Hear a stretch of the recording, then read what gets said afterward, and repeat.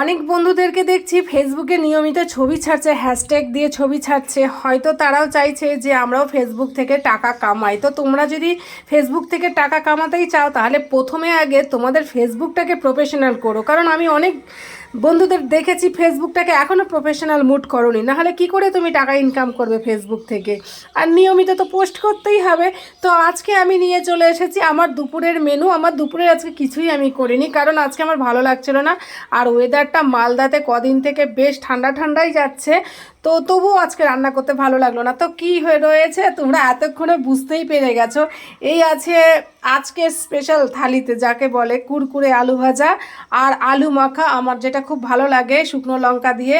আর এইখানে আছে লাল লঙ্কা আর পেঁয়াজ দিয়ে অমলেট। ও মাই গড, জাস্ট অসাম লাগে। আর এখানে আছে তোমার হচ্ছে মুসুরির ডাল পেঁয়াজ দিয়ে। ও মানে পুরো ফাটাফাটি আজকের মেনুটা আমার কাছে।